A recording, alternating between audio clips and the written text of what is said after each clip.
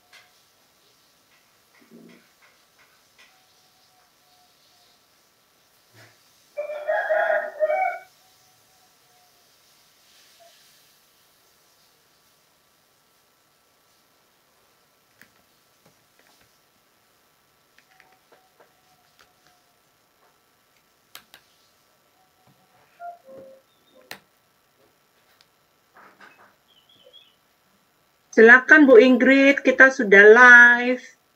Maaf Bu, saya tidak lihat tanda dari Pak Agus, minta maaf. Shalom teman-teman, selamat pagi. Sungguh sesuatu hal yang menyenangkan kalau kita boleh bertemu lagi baik di ruang Zoom, teman-teman yang ada di platform YouTube, IG atau Facebook yang mengikuti siaran YouTube Sema Adonai ini, atau melalui Zoom Sema Adonai. Kami bersyukur kita boleh hadir lagi, kita boleh belajar lagi dari firman Tuhan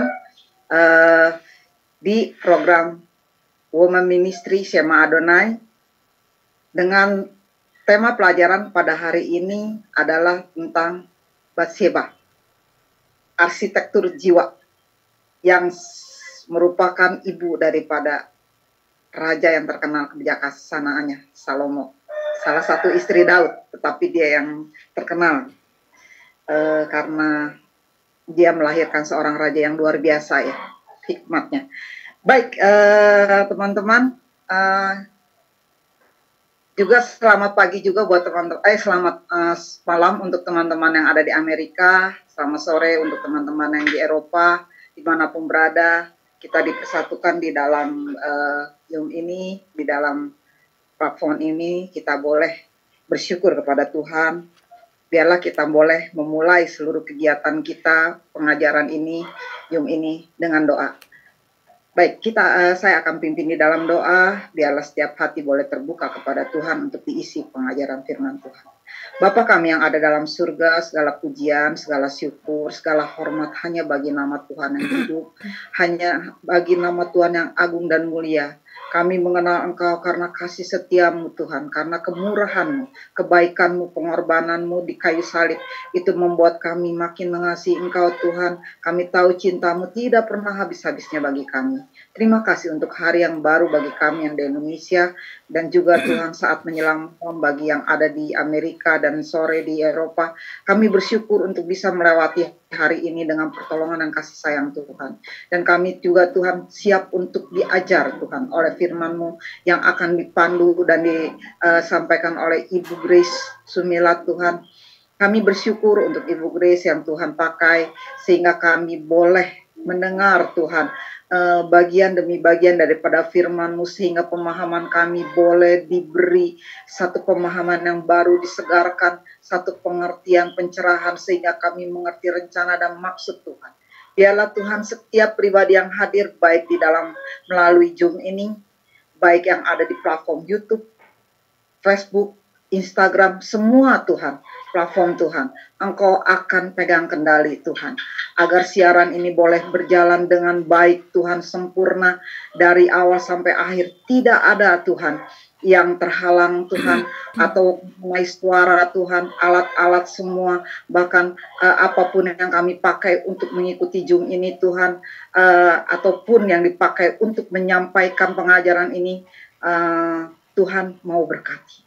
Lawat Tuhan, setiap pribadi, biarlah setiap hati, setiap perempuan yang hadir, ataupun para suami, para pembina, para guru Tuhan, para gembala Tuhan yang mendengarkan Tuhan, biarlah hati mereka Tuhan memiliki telinga siap mendengar. Bejana hati mereka boleh Tuhan bukakan, kosongkan Tuhan, dan mereka boleh hanya terpusat pada pengajaran ini. Sehingga pemulihan boleh terjadi. Setiap luka, setiap apapun Tuhan yang menghalangi kami, setiap perempuan untuk bisa menjadi alat di tangan-Mu Tuhan, boleh Tuhan sikapkan dan kami boleh, setiap perempuan kami boleh dipulihkan. Bapa yang ada dalam surga, kami mohon berkat-Mu atas Ibu Grace secara khusus untuk hamba-Mu yang menjadi moderator, mohon pimpinan-Mu, beri hamba-Mu kemampuan, juga untuk Ibu Heni Tuhan yang sedang kurang enak badan, dan Tuhan jamah dia, Pak Agus yang ada di belakang layar, dan tim operator lain baik dari Sema Adonai JCA, Tuhan beracara dan memberkati serta memperhitungkan segala yang mereka lakukan. Jeripayah mereka, Tuhanlah yang akan memperhitungkannya. Berkati Tuhan siaran ini, salurannya, sinyalnya, semuanya Tuhan. Biarlah semua ada dalam kendali tangan Tuhan. Kami percaya Tuhan berkenan atas acara ini. Terima kasih Tuhan. Di dalam dan di atas nama Tuhan Yesus, kami sudah berdoa dan mengucap syukur karenanya. Haleluya. Amin. Amin. Baik teman-teman. Sebelum kita memulai acara ini, mungkin ada teman-teman yang baru ikut di dalam acara program-program Sema Adonai ini. Baik, kita boleh mengenal lebih lanjut mengenai profil pembicara kita, Ibu Grace Sumilat, melalui tayangan yang ada saat ini. Silakan, Bu.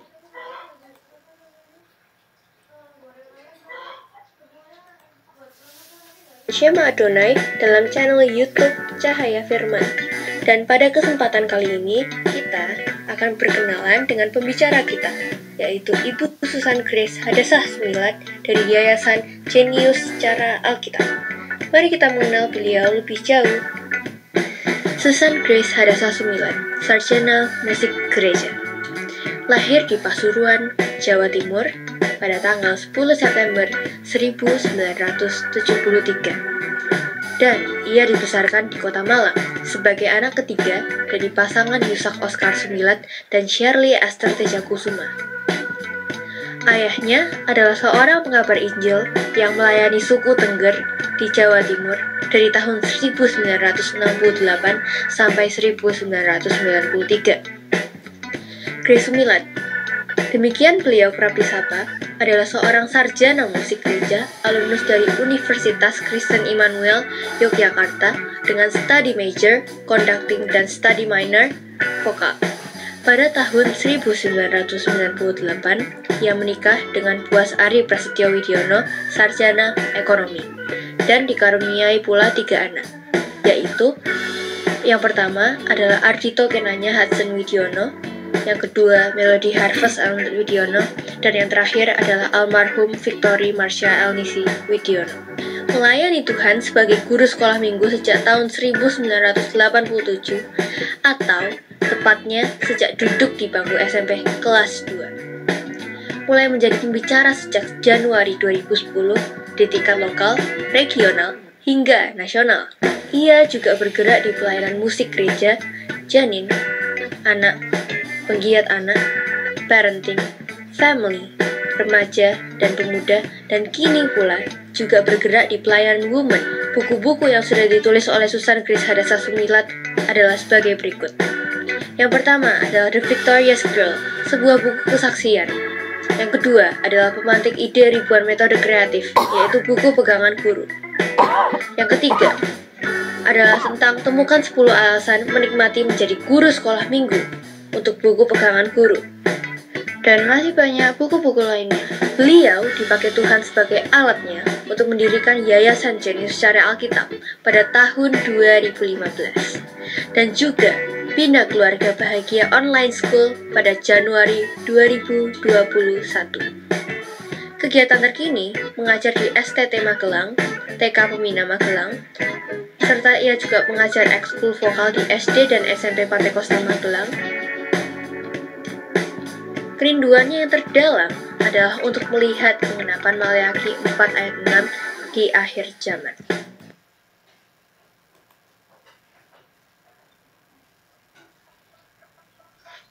Demikian profil pembicara kita pada pagi ini. Saya juga mengenal Ibu Grace sudah dari semenjak bina keluarga ya, 4 tahun yang lalu. Jadi saudara, teman-teman tidak perlu ragukan apa yang disampaikan semua Alkitabiah. Shalom Ibu Grace. Shalom Bu Ingrid. Ya. Baik-baik Bu Grace, sehat? Iya, puji Tuhan, sehat. Ya. Baik, Bu Grace, waktu dan tempat, waktu saya serahkan kepada Ibu Grace yang akan menyampaikannya.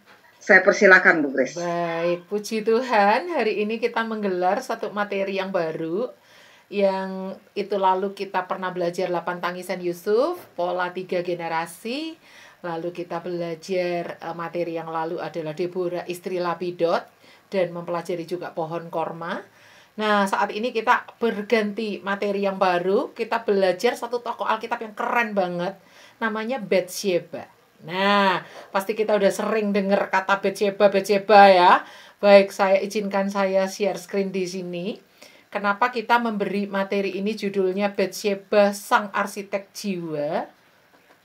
Oke, nanti akan saya jelaskan. Baik, semoga layar saya bisa tertangkap dengan baik di sini ya, teman-teman. Ya, Batsheba Sang Arsitek Jiwa. Nah, materi ini sebenarnya adalah bagian dari materi lain.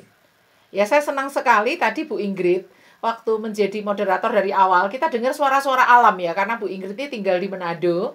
Di daerahnya itu ada peternakan, ada perkebunan, ada pertanian. Jadi dengan asli kita bisa dengar suara-suara ayam, suara-suara anjing menggonggong ya. Nanti di rumah saya juga ada suara-suara tokek ya. Kita bersatu dengan alam walaupun di Zoom ini kita melalui layar, melalui IT, tapi kita dengar suara-suara alam sangat membuat kita rindu untuk pergi ke satu pemandangan yang seru gitu ya. Nah, kita juga hari ini mau belajar nih Batsheba Sang Arsitek Jiwa. Nah, kita kalau mendengar kata arsitek itu mengingat sebuah rancang bangun. Rancang bangun bangunan itu dirancang oleh seorang arsitek. Dan arsitek itu dia akan menghitung, dia akan tidak cuma merancang, tapi dia pastikan ini nggak cuma sekedar rancangan, tapi benar-benar bisa diwujudkan menjadi suatu bangunan. Entah semodern apapun, entah se-future apapun bangunan yang dia ciptakan atau rancang, ini harus bisa jadi bangunan. Kalau cuma sekedar gambar, semua orang bisa ya, tapi itu bisa dijawantahkan jadi bangunan atau tidak.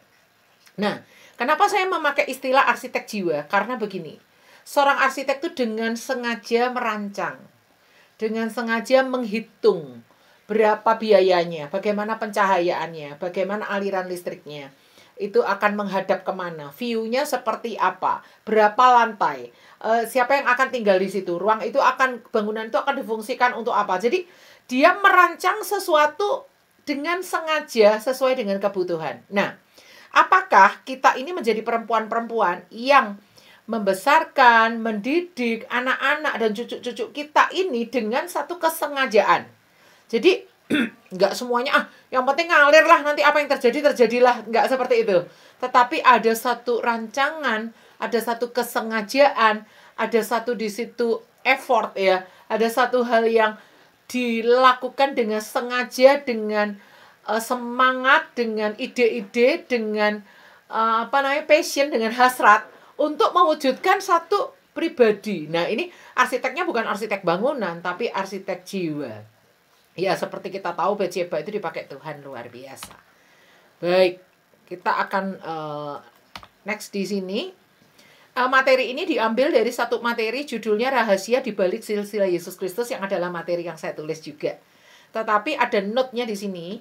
Ada bagian dari materi Rahasia di Balik Silsilah Yesus Kristus yang membicarakan tentang Nathan, anaknya Daud yang ada di Silsilah Yesus Kristus menurut versi Lukas. Itu sengaja saya keep, nggak saya bagikan dulu di materi ini. Kenapa? Karena materi ini ini materi besarnya yang Rahasia di Balik Silsilah Yesus Kristus ini sedang diperiksa atau diedit oleh seorang doktor teologi yang tinggal di Malang. Ya, dia sedang memeriksa pengajaran itu kira-kira benar atau tidak, karena itu belum ada yang nulis. Tuhan kasih hikmat ke saya untuk nulis. Makanya di bagian yang Nathan ini belum saya bagikan sekarang. Next, kalau sudah dibaca oleh hambanya, Bapak Doktor, jemaatnya Bu Marta itu ya, yang di Lawang. Dia seorang doktor teologi dan seorang dosen yang luar biasa. Saya sedang memeriksakan tulisan saya sama dia. Sehingga waktu saya mengajarkan materi ini, khusus yang urusan Nathan anaknya Daud yang ada di silsilah Yesus Kristus versi Kitab Lukas itu, sengaja saya skip, nggak saya bagikan. Kenapa? Karena sesuatu yang baru, yang belum pernah ditulis oleh orang lain, baik dalam artikel bahasa Inggris, baik dalam artikel bahasa Indonesia, baik dalam buku-buku, maupun dalam jurnal, itu saya khawatir kalau belum dilegalisir oleh seorang yang benar-benar pakar, itu saya khawatir salah mengajar. Jadi mohon maaf, untuk yang ini saya skip dulu. Nanti kalau suatu saat sudah diedit oleh hambanya Bapak Doktor ini ya, kalau sudah selesai diedit, saya akan bagikan materi yang lengkap, yang rahasia di balik silsilah Yesus Kristus yang lengkap dari awal. Ini yang Betsyeba ini cuma sepotong kecil dari materi ini. Baik ya. Baik.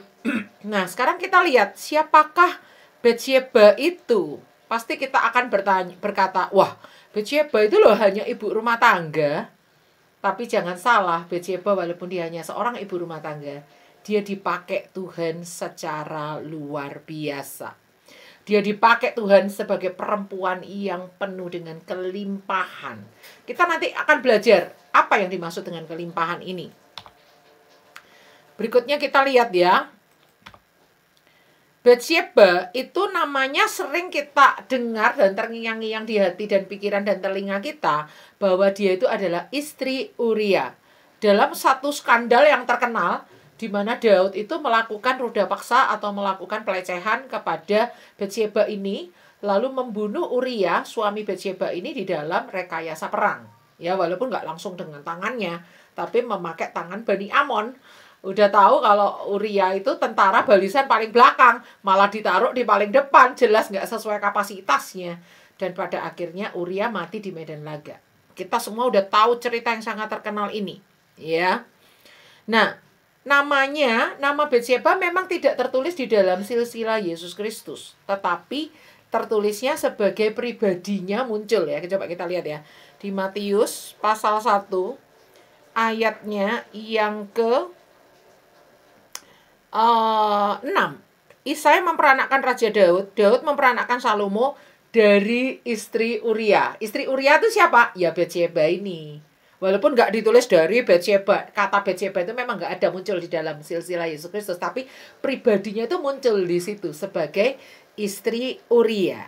Ya, kita udah belajar Deborah dikatakan di Alkitab istri Lapidot. Ya, bagaimana Alkitab menulis Deborah, istri Lapidot itu melambangkan ketundukan dia pada suaminya, mengedepankan suaminya, menjadi pribadi yang menjadikan suaminya itu seorang imam dalam keluarga. Suaminya itu satu nama yang penting. Kalau nggak ada suaminya, nggak mungkin ada Deborah yang seperti itu yang dipakai Tuhan dahsyat. Demikian juga dengan Betsyeba, ditulis dalam Alkitab, Betsyeba itu adalah siapa? Istri Uria. Ya. Saya percaya walaupun Alkitab nggak menulis bagaimana sih ketundukan Betsyeba pada Uria, bagaimana sih Betsyeba itu mengedepankan Uria sebagai kepala rumah tangga, sebagai imam dalam keluarganya. Tapi Alkitab ketika mencatat istri Uria itu menempatkan nama suaminya di depan nama dia. Menempatkan nama suaminya sebagai kepala keluarga. Kita lihat ya. Baik, kita lihat berikutnya. Kehebatan Betsyeba adalah 2 orang anaknya masuk di dalam silsilah Yesus Kristus. Yang pertama, menurut versi Matius. Ya, kita akan lihat, tadi ayatnya udah kita baca. Isai memperanakkan Raja Daud, Daud memperanakkan Salomo dari istri Uria. Salomo itu anak daripada Betsyeba dan Daud. Jadi, lewat garis keturunan Yehuda, lewat Daud, itu untuk sampai kepada Yesus tuh lewat garisnya Salomo. Padahal istri Daud yang lain kan banyak. Tapi kenapa kok Salomo yang Tuhan pilih masuk dalam silsilah Yesus Kristus? Itu saya yakin tidak terlepas dari pengaruh atau peran daripada Betsyeba yang luar biasa. Lalu silsilah Yesus Kristus di perjanjian baru itu juga bisa kita lihat di Lukas pasal 3. Lukas pasalnya yang ketiga, ayatnya yang ke-31. Jadi kalau silsilah Yesus Kristus menurut versi Lukas itu berbeda dengan silsilah-silsilah yang lain. Kalau silsilah yang lain itu bisa turun, bisa sejajar kakak adik. Tetapi kalau yang di kitab Lukas ini naik. Dia di start dari Yesus. Menurut anggapan orang, Yesus adalah anak Yusuf, anak Eli, anak Matat, anak Lewi. Terus naik ke anak Nathan, anak Daud, anak Isai, anak Obed. Terus ke anak Abraham, ke anak Tera. Terus ke anak Adam, anak Allah. Wih, luar biasa ya. Nah, kita lihat di sini garis keturunannya yang di kitab Lukas beda dengan yang kitab Matius. Yang Matius itu garis keturunannya dari Daud lewat Salomo. Tapi kalau dari kitab Lukas ini dari Daud lewat siapa? Anaknya Daud namanya Nathan. Nathan ini siapa? Anaknya Batsyeba juga. Nah, ada rahasia di balik Nathan ini yang belum saya ungkapkan ya. Saya tunggu editan dari Bapak Doktor itu yang pakar teologi ya, yang sedang memeriksa tulisan saya. Saya nggak mau buka itu sekarang. Jadi, teman-teman, para perempuan-perempuan yang dahsyat, yang hebat, yang keren, 2 orang anaknya Batsyeba ini masuk dalam silsilah Yesus Kristus. Baik menurut versi Matius maupun menurut versi Lukas. Baik Salomo maupun Nathan. Dua-duanya lahir dari rahim daripada Batsyeba ini. Luar biasa ya. Padahal Daud kan istrinya banyak yang lain. Kenapa kok yang dipilih hanya anak-anak yang lewat dari rahimnya Batsyeba ini? Aneh kan? Kita penasaran kan? Seperti apa sih Batsyeba ini orangnya? Gitu kan. Oke. Kita akan lihat berikutnya. Kedua anaknya ditulis dalam jajaran silsilah Yesus Kristus. Yang satu Salomo, yang kedua Nathan, ayat-ayatnya tadi udah kita baca. Nah, sebenarnya kehebatan Batsyeba ini apa sih? Bukankah dia cuma ibu rumah tangga biasa gitu ya? Kenapa yang dipilih adalah Batsyeba, bukan perempuan-perempuan lain yang mengitari Daud, istrinya Daud yang dicatat dalam Alkitab ada 8 yang namanya dicatat dalam Alkitab, dan Batsyeba ini perempuan ke-8 ya. Ada nama istri-istri yang tidak dicatat dalam Alkitab, ada, ya kan? Kenapa harus Nathan? Kenapa harus Salomo? Emang nggak ada tuh istri-istri Daud yang lain? Kenapa harus semua yang lewat rahimnya Batsyeba? Saya percaya bahwa Batsyeba ini bukan perempuan sembarangan. Dia ini adalah seorang arsitek jiwa. Walaupun kalau kita sebut kata Batsyeba, langsung konotasi kita tuh langsung negatif. Oh, ini pernah berzina dengan Daud. Ya, kita nanti akan buktikan bahwa dia hanya seorang korban. Dia bukan pelaku. Tapi karena namanya pelecehan itu kan terjadinya kepada laki-laki dan perempuan, otomatis dia terlibat. Tapi dia bukan pelaku, dia itu korban. Nanti saya akan buktikan, ya kan? Karena banyak juga orang yang menganggap, wah, itu mah dia mah ikut suka sama suka tuh, seneng sama seneng nih, gitu kan. Nah, sekarang kita lihat berikutnya. Apa sih, kita mau mengenal Batsyeba lebih mendalam lagi. Apa sih arti nama Batsyeba? Batsyeba kemunculannya di 1 dan 2 Samuel itu muncul sebagai Batsyeba binti Eliam. Tetapi kemunculannya di kitab Tawarik berubah menjadi Batsyua binti Amiel. Ya, Batsyeba binti Eliam ketika muncul di kitab Tawarik dengan pribadi yang sama, itu muncul sebagai Batsyua binti Amiel. Kenapa begitu? Karena saya mempelajari kitab Tawarik itu memang unik. Ada banyak tokoh-tokoh di kitab Tawarik itu orang yang sama muncul dengan nama yang berbeda, gitu ya. Nah, lebih dulu mana kitab Samuel dengan kitab Tawarik? Jelas lebih dulu kitab Samuel. 1 dan 2 Samuel. Kitab Tawarik itu diperkirakan ditulis oleh Ezra pada zaman pembuangan. Otomatis zaman pembuangan ya masih jauh dong setelah zamannya Daud dong, jauh ya.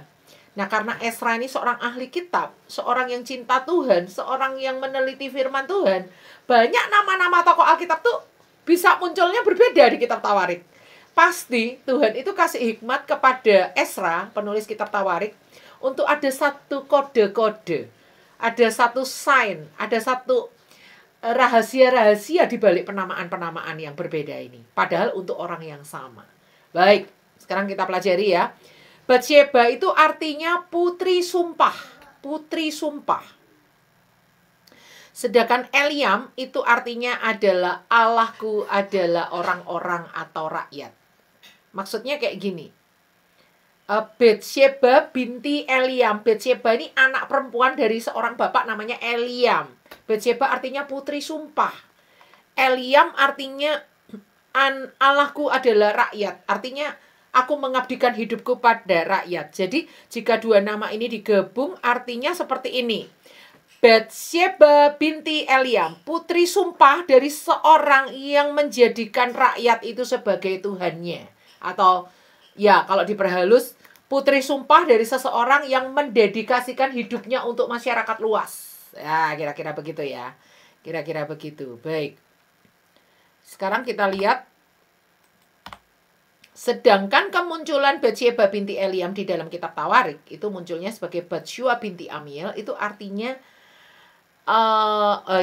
artinya mengabdikan hidup, bersumpah untuk mewujudkan melalui Betsyeba putrinya. Artinya, Batsyeba binti Eliam itu, si Eliam ini mengabdikan hidupnya untuk negara, untuk masyarakat, dan bersumpah untuk mewujudkannya lewat putrinya yang bernama Betsyeba ini. Begitu ya. Oke. Sebentar ya.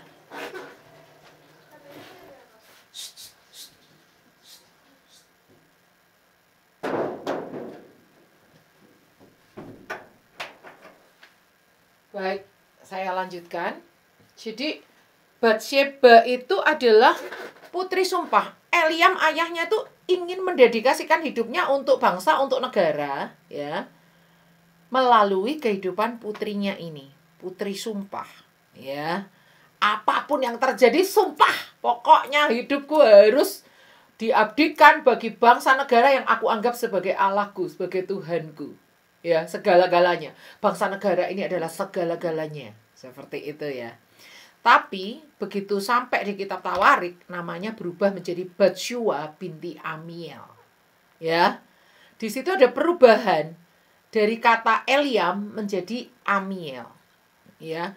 Penulis kitab Tawarik menggarisbawahi bahwa Eliam ini berubah menjadi seseorang yang arti Amiel ini bukan orang-orang atau masyarakat itu Allahku, tetapi lebih menyempit lagi, mengerucut lagi menjadi kerabatku adalah Allahku. Artinya dari yang tadinya di kitab Samuel itu muncul kata Eliam yang artinya mengabdikan hidupnya untuk bangsa, untuk negara, untuk masyarakat luas, menjadi oleh Ezra ditulis di kitab Tawarik menjadi Amiel yang artinya kerabatku adalah Allah. Artinya mengedepankan kerabat ini harus menjadi yang terdepan. Mengedepankan kerabat atau nama baik keluarga ini menjadi sesuatu yang sangat penting di dalam hidupnya. Nah, kalau Batsyua itu artinya putri kelimpahan. Kalau Batsyeba itu artinya putri sumpah. Diberi nama oleh penulis kitab Tawarik menjadi Batsyua yang artinya putri kelimpahan. Saya percaya penulis kitab Tawarik yaitu Ezra itu nggak asal-asalan kasih nama orang diganti-ganti seenaknya sendiri, nggak asal-asalan. Dia pasti dengan hikmat daripada Roh Kudus.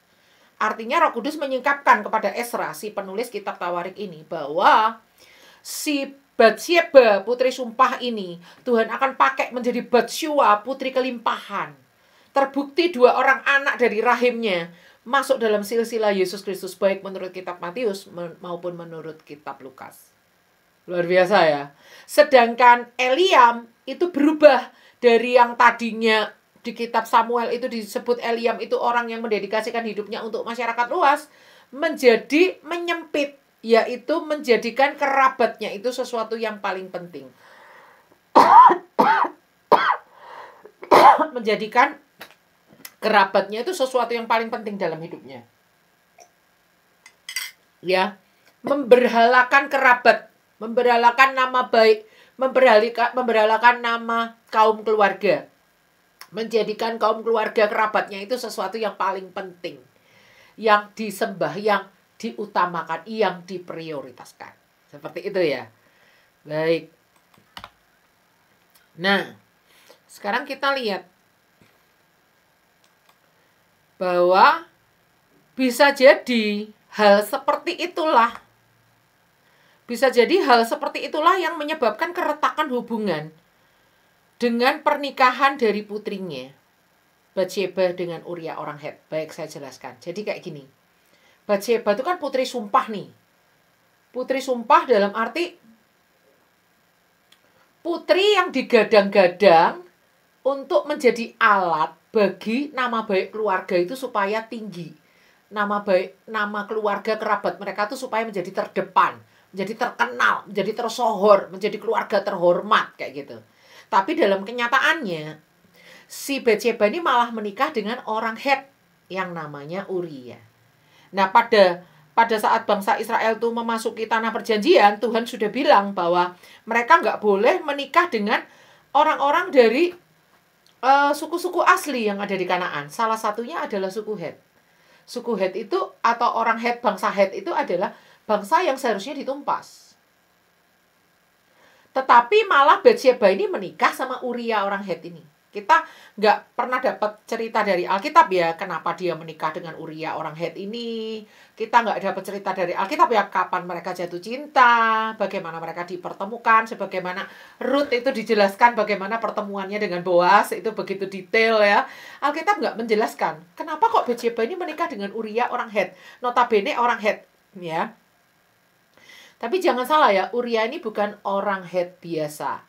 Dia ini masuk dalam rombongannya Daud di dalam Gua Adulam dan ikut mengiringi Daud sampai Daud menjadi raja, sampai janji Tuhan dalam hidup Daud digenapi. Dan Uria ini seorang tentara yang setia. Disuruh maju perang, maju. Dikasih titipan surat untuk Yoab, disampaikan, nggak dibaca isinya. Ya kan? Berarti dia nggak kepo ya kan? Menjadi prajurit yang taat. Ini surat tertutup ya biar tertutup. Dia nggak mau tahu isinya. Sama Yoab disuruh maju barisan paling depan, tetap maju, ya kan. Sempat sebelum itu disuruh Daud pulang. Dia nggak mau pulang ke rumahnya, karena si Uria ini tahu hukum perang. Bahwa seorang tentara itu nggak boleh bercampur dengan istrinya, ya. Kalau dia mau balik ke medan perang lagi ya, kalau dia campur dengan istrinya ya berarti dia nggak boleh balik medan perang lagi. Itu ada hukum perang Israel. Jadi harus menguduskan diri. Kalau dia campur dengan istrinya itu ada upacara pengudusannya dulu, pentahiran dulu sebelum dia masuk lagi ke perkemahan. Nah, dia nggak mau pulang ke rumah istrinya. Dikasih hadiah sama raja, berharap dia pengen cepat-cepat bawa oleh-oleh pulang untuk anak-anaknya. Dia juga tetap nggak pulang, tetap balik ke medan laga. Sampai akhirnya dia mati dalam peperangan. Uria ini bukan orang biasa. Dia ini orang yang setia, orang yang cinta Tuhan, orang yang submit, tentara yang membela bangsa Israel. Sampai dia rela mati di medan laga melawan Bani Amon. Ya. Nah, kita lihat ternyata ketika Batsyeba putri sumpah ini menikah dengan Uria orang Het. Di Alkitab memang nggak ditulis, tapi saya mencium ada bau keretakan hubungan antara Eliam sang mertua ini dengan anaknya Batsyeba dan dengan menantunya Uria. Dari mana saya mencium itu? Karena kita bisa lihat seperti ini. Ya. Yuk kita lihat di 2 Samuel 23. 2 Samuel 23. Ayat 8 sampai ayat 39. Itu adalah nama-nama para pahlawan Daud. Pahlawan Daud ini bukan orang-orang sembarangan. Orang yang ngikuti Daud sejak Gua Adulam. Dilatih sama Daud sampai ketika Daud jadi raja. Mereka udah siap jadi pahlawan. Ya. Uria ada di urutan ke-36. Ya. Oh, sorry. Iya, ini saya salah tulis ya. Oh, sorry. Bukan Uria yang saya maksudkan. Si Eliam ayahnya si Batsyeba ya. Eliam itu adalah pahlawan urutan yang ke-28. Yaitu ada di ayat sebentar. Urutan 28 ya. Nah ini ya. 2 Samuel 23 ayatnya 34. Coba perhatikan. Elifalat anak Ahasbai orang Maaka, Eliam anak Ahitofel orang Gilo. Siapa nih Eliam anak Ahitofel ini? Ya papahnya si Batsyeba ini. Papanya Batsyeba ini kalau saya hitung Dari pahlawan pertama di ayat 8 namanya Isibaal, pahlawan kedua di ayat 9 namanya Eleazar, pahlawan ketiga di ayat 11 namanya Sama, terus sampailah di Eliam ini saya hitung dia adalah pahlawan nomor urut ke-28. Nah, perhatikan nama-nama ini ada yang muncul lagi, ada yang tidak. Kita akan bandingkan di kitab Tawarik. Tawarik itu ditulis belakangan ya, dibandingkan Samuel ya. Kitab Tawarik 11, kita akan lihat ayatnya yang ke-10 sampai ayat 47. Nama-nama yang muncul di sini sama ya. Yosabam bin Hakmoni. Ada di sini Eleazar, itu ada di 2 Samuel 23 ayat 9 sama nama Eleazar. Lalu muncul lagi di 1 Tawarik 11 itu ayat 20 ada Abisai adik Yoab. Itu di sini di 2 Samuel 23 juga ada Abisai adik Yoab. Ayat 18 dan seterusnya. Kalau kita baca secara sepintas nama-nama ini kelihatannya sama, padahal enggak. Ada nama-nama yang tidak tercantum lagi di dalam 1 Tawarik 11. Tapi ada nama-nama yang di Samuel enggak ada, di Tawarik ada. Kok bisa begitu? Karena nama-nama yang di Samuel ada, di Tawarik enggak ada, itu adalah pahlawan-pahlawan yang mengundurkan diri, yang sudah enggak tercatat sebagai orang yang ikut berperang lagi. Termasuk namanya tidak tercantum lagi adalah nama Eliam, anak Ahitofel. Papahnya si Bathsheba ini namanya nggak tercantum lagi. Artinya, dia ini mengundurkan diri dari barisan pahlawan. Bayangkan ya, seandainya saya ini Kartini, nobatkan oleh pemerintah Indonesia, saya pahlawan perempuan Indonesia. Wah, bangga dong. Masa dengan mudahnya saya mengundurkan diri deh, saya jangan disebut pahlawan. Nggak mungkin. Pasti orang pahlawan tuh bangga ya kan. Nggak mungkin mengundurkan diri, itu kasus yang langka. Dan nggak semua nama di sini mengundurkan diri, hanya segelintir nama, termasuk diantaranya adalah Eliam. Eliam nggak ada lagi daftar namanya di dalam 1 Tawarik pasal 11. Ya, tapi kalau Uria, coba kita lihat di 2 Samuel 23 itu adalah daftar pahlawan nomor urut 39. Nomor urut 36. Uria orang Het semuanya 37 orang. Ya ini 36 ini karena Daud juga dihitung dong sebagai orang pertama ya. Karena kalau Daud nggak dihitung ini sebenarnya 36. Tapi kalau disini katakan 37 berarti termasuk Daud. Ya kan. Nah, apakah Uria masih menjadi pahlawan sampai hari matinya? Ada. Kita lihat di 1 Tawarik. Uria ada di ayat 41. 1 Tawarik 11 ayat 41. Uria orang Het Sabat bin Ahlai. Uria orang Het. Uria naik pangkat 1 pangkat. Kalau kita hitung di yang 1 Tawarik ini, tadinya dia pahlawan nomor 37, dia naik menjadi pahlawan nomor 36. Jadi saya udah teliti ini, cuma daftarnya nggak saya muat di sini ya. Kalau di dalam materi yang silsilah rahasia di balik silsilah Yesus Kristus itu saya muat tabelnya. Jadi orang ini naik 2 pangkat, orang ini naik 1 pangkat, orang ini hilang dari peredaran, orang ini baru, ini pahlawan baru. Jadi ada nama-nama baru juga. Kalau tadinya di 2 Samuel pasal 23 ayat 39, Uria kan pahlawan paling buncit tuh, paling terakhir tuh, barisan paling belakang tuh. Nggak ada lagi nama di bawah Uria. Tapi kalau di dalam 1 Tawarik, setelah Uria masih banyak nama-nama lagi tuh. Itu adalah pahlawan-pahlawan yang baru lagi. Yang masuk setelah, maksudnya masuk setelah era yang di 1 Samuel, yang 2 Samuel ini. Jadi bisa kita pastikan Eliam bin Ahitofel, anaknya Ahitofel, si Eliam papahnya Bathsheba ini mengundurkan diri dari barisan pahlawan. Alkitab nggak mencatat apa itu. Kenapa dia mengundurkan diri? Kenapa namanya nggak muncul lagi di kitab Tawarik? Tetapi saya memiliki penafsiran, bisa jadi loh ya, bisa jadi loh ya. Eliam ini kecewa, anaknya si putri sumpah, si Bathsheba ini menikah dengan Uria. Uria orang Het ini juga satu ketentaraan sama dia, sama-sama menjadi pengikutnya Daud, pahlawannya Daud. Sudah, Uria, kamu yang keluar atau saya yang keluar? Kalau kamu nggak keluar, mending saya yang keluar. Saya nggak jadi pahlawan lagi, nggak apa-apa. Dia mengundurkan diri dari barisan pahlawan Daud, si Eliam ini. Mungkin ada keretakan, karena si putri sumpah yang diharapkan membawa, menjunjung tinggi nama keluarga, kok menikah dengan orang Het. Ya, kita bisa lihat seperti itu. Nah, bisa jadi hal-hal seperti itulah ya, yang menyebabkan dia itu mundur dari barisan pahlawan dan mengalami pergeseran dari yang awalnya dia itu membaktikan dirinya kepada masyarakat sehingga dia masuk dalam barisan pahlawan, menjadi terjadi pergeseran, dia mengabdikan hidupnya hanya untuk nama baik keluarga, hanya untuk tersohornya nama kerabat mereka di mata masyarakat, dan itu rusak begitu Batsyeba menikah dengan Uria. Nah, sekarang kita lihat berikutnya. Iya. Kita lihat. Kalau arti dari nama Batsyua itu artinya putri kelimpahan. Batsyeba artinya putri sumpah, Batsyua artinya putri kelimpahan. Nah, disinilah Batsyeba itu justru sebenarnya tanpa Eliam dan Ahitofel pahami ya. Ahitofel itu kakeknya ya. Tanpa Ahitofel dan Eliam pahami, sadari, sebenarnya Tuhan itu pakai Batsyeba ini justru menjadi menggenapi visi Eliam atau visi Ahitofel. Ahitofel itu kan kakeknya Batsyeba. Ahitofel kan memberi nama Eliam tuh pasti ada visi dong di balik sebuah penamaan ya kan.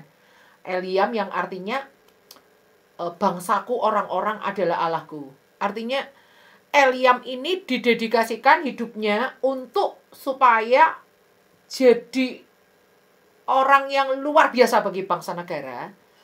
Itu diturunkan atau passionnya, hasratnya itu diturunkan kepada Batsyeba, putri sumpah, supaya bisa menjadi alat bagi masyarakat luas, bisa menjadi orang yang luar biasa. Tetapi ternyata tanpa mereka sadari, si putri kelimpahan ini dipakai oleh Tuhan untuk mencapai kehendak Tuhan yang sempurna. Ya. Putrinya harus memporak-porandakan nama baik keluarga dengan menikah dengan Uria. Tanpa mereka tahu sebenarnya Uria ini bukan orang Het biasa. Uria ini orang Het yang cinta Tuhan. Sama seperti Rut bukan orang Moab biasa. Sama seperti Rahab bukan orang Yeriko biasa. Ya. Jadi mereka ini orang-orang asing tapi yang hatinya terpaut kepada Allah Israel. Orang asing tapi yang hatinya melekat kepada Allah Israel. Mereka mau menggabungkan diri kepada bangsa Israel. Nah, kelimpahan seperti apa memangnya Tuhan memakai hidup Batsyeba ini? Ya, cara apa yang bisa ditempuh supaya Batsyua ini bisa menjadi berkat bagi banyak orang? Ya, agar hidupnya bisa melimpah ruah. Ya, menjadi berkat bagi banyak orang, termasuk kita kecipratan berkatnya itu gimana caranya ya kan?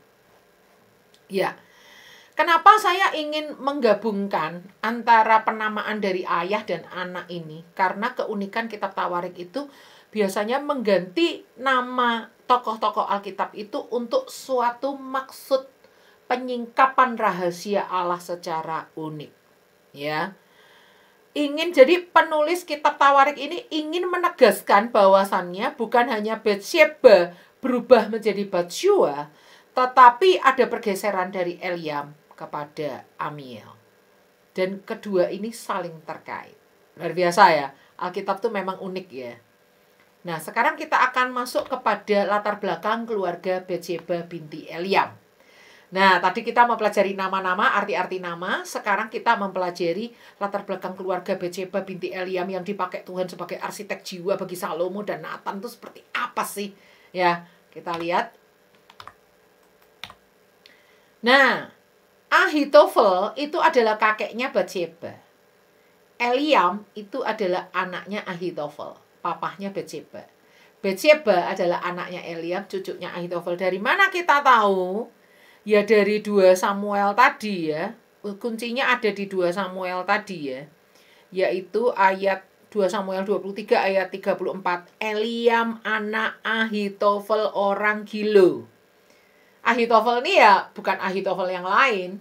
Kalau disebut orang Gilo ya ini yang penasehatnya Raja Daud. Ya. Eliam ini nggak mungkin Eliam yang lain. Karena Eliam ini adalah bin Ahitofel. Batsyeba ini siapa? Batsyeba binti Eliam. Jadi mereka ini adalah tiga generasi dari Ahitofel, sang kakek, sang ayah kepada Eliam, sang anak, sang ayah kepada Batsyeba, sang cucu, sang anak, begitu ya.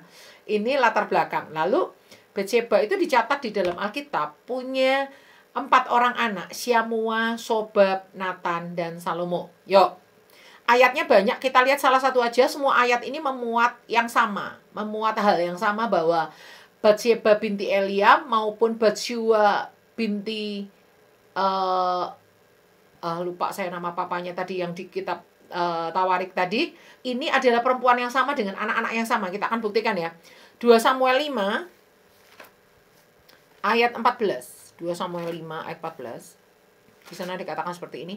Inilah nama anak-anak yang lahir bagi dia di Yerusalem. Maksudnya bagi Daud di Yerusalem, yaitu apa? Syamua, Sobab, Natan, Salomo. Kita baca lagi ya. 1 Tawarik 14 ayat 4. Inilah nama anak-anak yang lahir bagi dia di Yerusalem. Syamua, Sobab, Natan, Salomo. Kita lihat lagi. 1 Tawarik 3 ayat 5. 1 Tawarik 3 ayat 5. Inilah yang lahir bagi dia di Yerusalem, Simea, Sobab, Natan, dan Salomo, 4 orang dari Batsyua binti Amiel. Siapa Batsyua binti Amiel? Ya sama dengan Batsyeba binti Eliam, sama orang. Ya. Jadi dari sini kita lihat ternyata Batsyeba ini memiliki 4 orang anak. Syamua, Sobab, Natan, Salomo. Ya seperti itu ya. Itu latar belakang daripada keluarga daripada Batsyeba. Sekarang kita akan lihat Ahitofel, nama kakek daripada Batsyeba itu artinya apa? Ahitofel kita tahu dia adalah seorang penasehat Raja Daud ya, yang kemudian memihak kepada Absalom ya. Ahitofel ini arti namanya my brother is foolish atau fully atau kebodohan adalah saudaraku. Saya membayangkan Ahitofel ini sejak kecil sering dijuluki si bodoh, si bodoh, si on, si otak udang, sini, ya. Ahitofel akhirnya bertumbuh menjadi anak yang tertolak. Selalu dikata-katai on, selalu dikata-katai bodoh. Ya, ada istilah kalau di Jawa sini ada istilah kurang saon. Kurang saon itu otaknya kayak ada yang kurang 1 on gitu ya. Jadi dikata-katai bodoh oleh keluarganya, dikata-katai bodoh oleh orang sekitarnya, melalui penamaan dirinya Ahitofel yang artinya my brother is foolish. Kebodohan itu loh saudaraku. Artinya ya aku ini bodoh, kebodohan itu saudaraku, aku nggak beda jauh dengan saudaraku, aku ini adalah si bodoh, kayak gitu. Otomatis orang yang memiliki nama seperti ini akan harga dirinya tercoreng, pasti dong, pasti harga dirinya tercoreng, ya. Kita lihat yang berikutnya. Nah, kita akan lihat 2 Samuel 16. Ya, kita lihat 2 Samuel 16. Ayatnya yang ke-20. 2 Samuel 16 ayatnya yang ke-20. Kemudian berkatalah Absalom kepada Ahitofel, "Berilah nasihat, apakah yang harus kita perbuat?" Jadi Ahitofel ini pada saat ada pemberontakan Absalom, dia memihak kepada Absalom karena dia ini kepahitan. Nanti kita bahas kenapa dia kok kepahitan sama Daud gitu ya. Lalu kita lari ke ayat, ternyata Ahitofel ini ketika memihak pada Absalom tuh nasihat dia dipertanyakan. Maksudnya Absalom tuh sampai tanya ke Ahitofel, kita nih mau ngelakuin apa nih untuk ngalahin Daud gitu ya. Nasihatmu apa nih gitu ya. Lalu kita lihat ayat 23. Pada waktu itu nasihat yang diberikan Ahitofel adalah sama dengan petunjuk yang dimintakan daripada Allah. Demikianlah dinilai setiap nasihat Ahitofel, baik oleh Daud maupun oleh Absalom. Ahitofel ini nggak main-main loh. Dia ini penasehat yang jitu. Apapun yang keluar dari mulutnya itu sama dengan yang dimintakan petunjuk tentang Allah kepada Tuhan. Kalau zaman itu kan meminta petunjuk pada Tuhan itu pakai urim dan tumim ya, yang ada di pakaian imam. Nah, misalnya Tuhan bilang ya, Tuhan bilang tidak, Tuhan tidak bicara apa-apa. Lah itu sama dengan yang Ahitofel bicara, walaupun itu belum dites urim tumim, yang dikatakan Ahitofel itu bisa sama dengan yang didapat oleh imam-imam itu kepada Tuhan. Keren kan? Jadi saya lihat Ahitofel ini bertumbuh dengan tekad yang bulat untuk menjadikan dirinya tuh orang paling bijaksana se-Israel, tidak ada yang mengalahkan. Iya, waktu itu kan belum ada Salomo ya. Salomo belum jadi raja, hikmat bijaksana belum Tuhan kasih ke Salomo ya. Jadi dia itu mau menjadi orang terdepan, orang yang paling keren, orang yang paling pinter, orang yang IQ-nya paling tinggi gitu ya. Prestasi, dia mengejar prestasi. Nah, banyak orang yang berprestasi itu belum tentu dia itu nggak punya luka di masa lalu. Nggak jarang orang yang berprestasi itu, kalau telisik masa lalunya, dia sebenarnya adalah pribadi yang tertolak. Jadi dia ingin menjadi pribadi yang diterima, dia ingin menjadi pribadi yang keren, dia ingin menjadi pribadi yang hebat dengan cara berprestasi. Supaya nggak ada orang mau ngeremehkan dia lagi. Nggak ada orang yang mau jatuhkan dia lagi. Nggak ada orang yang mau berbisik-bisik di belakang dia lagi. Jadi karena dia arti nama Ahitofel ini bodoh, kebodohan, dia mau menunjukkan aku nih nggak bodoh, aku nih pinter. Nah terbukti karirnya itu sangat melesat menjadi seorang penasehat raja yang sangat keren. Dia mengejar prestasi itu supaya dia bisa diterima. Dan itu berhasil. Berhasil dalam arti dia menjadi orang yang pandai, menjadi orang yang nasihatnya didengarkan, menjadi orang yang sarannya itu diterima ya. Dia menjadi orang yang dihormati dan didengarkan oleh Raja Daud dan juga oleh Absalom ya. Absalom ya kan. Nah, hal-hal seperti itu kita simpulkan bahwa nasihat yang diberikan Ahitofel itu sama dengan yang diterima oleh petunjuk dari Tuhan ya. Baik di mata Absalom maupun di mata Daud. Nah, akhirnya kita bisa lihat hampir nasihat daripada Ahitofel ini nggak pernah gugur. Nasihatnya itu selalu tepat, seperti yang dikehendaki oleh Tuhan. Ya, jadi otomatis nasihat-nasihat daripada Ahitofel ini menjadi satu standar pengambilan keputusan. Ya, oleh karena itu, karena dia berhikmat, dia pandai, dia peka, makanya dia dijadikan penasehat raja. Nah, sekarang kita lihat. Kita akan lihat siapa-siapa aja sih orang yang bekerja sama Daud. Yang pertama, Yehiel bin Hakmoni. Dia adalah orang yang mengatur anak-anak raja, membantu anak-anak raja. Lalu ada Yoab, dia adalah panglima raja. Lalu ada Yonatan, saudara ayahnya Daud, saudaranya Isai. Dia adalah penasehat raja, dia adalah seorang yang cerdas dan dia adalah seorang ahli kitab. Ya. Lalu ada Husai orang Arki. Husai orang Arki ini adalah sahabat raja. Sahabat raja juga masuk di dalam orang-orang yang ada di sekeliling pemerintahannya Daud, karena mungkin sahabat raja ini digaji ya, nggak boleh kerja apa-apa, nggak boleh sibuk sendiri, harus nemenin raja ngobrol, nemenin raja makan, tukar pendapat sama raja, jadi teman curhatnya raja, mungkin kayak gitu ya. Lalu juga ada yang namanya Ahitofel ini, salah satunya. Nah, Ahitofel ini adalah penasehat raja. Nah, pada saat Ahitofel ini pada akhirnya bunuh diri karena dia memberi nasihat kepada Absalom, nasihatnya nggak diterima. Padahal nasihatnya dia adalah dia kepengen membunuh Daud dengan tangannya sendiri. Nasihat yang pertama untuk Absalom meniduri gundik-gundik raja, 10 gundik raja di soto istana diterima oleh Absalom. Ya, itu bentuk pembalasan dendamnya Ahitofel. Ya kan? Ahitofel. Nah, kalau kita pelajari kisah Ahitofel ini, pada akhirnya dia ini bunuh diri, mengakhiri hidupnya dengan bunuh diri setelah usulannya dia untuk membunuh Daud dengan tangannya sendiri itu nggak diterima oleh Absalom, ya. Sehingga dia ingin membunuh Daud tuh nggak bisa. Akhirnya dia melampiaskan dendamnya, dia bunuh diri. Nah, kita lihat sehebat apa Ahitofel ini. Next, kita lihat. Setelah dia mati, tugasnya dia harus digantikan oleh 2 orang. Next, ya. Setelah dia mati, tugasnya dia itu nggak cukup digantikan oleh 1 orang. Harus 2 orang. Ya, slide setelah ini yaitu Yoyada bin Benaya serta Imam Abiatar. Itu bisa kita lihat di 1 Tawarik. 1 Tawarik pasal yang ke-11 ayat 24.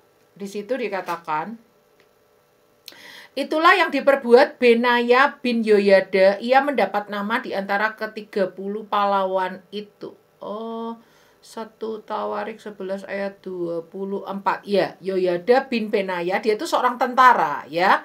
Itu yang menggantikan tugasnya Ahitofel setelah Ahitofel mati. Dan berikutnya adalah Abiatar. Dia adalah seorang imam. Kita bisa lihat di 1 Samuel 30 ayat 7. 1 Samuel 30 ayat 7. Abiatar ini adalah seorang imam. Di sana dikatakan, lalu Daud memberi perintah kepada Imam Abiatar bin Ahimelek. Jadi, waktu si Ahitofel mati ini tugasnya nggak cukup digantikan oleh satu orang, harus 2 orang. Yoyada yang orang tentara, Imam Abiatar yang orang rohaniawan. Kenapa begitu?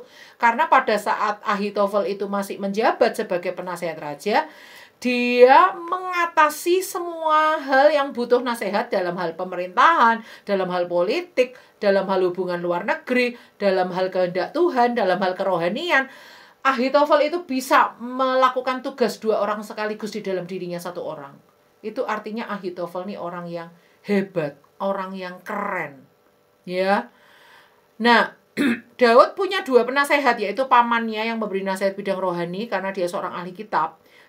Di samping itu Daud juga punya penasehat multitalenta, yaitu menangani bidang peperangan, menangani bidang umum, menangani bidang keputusan kenegaraan, yaitu Ahitofel.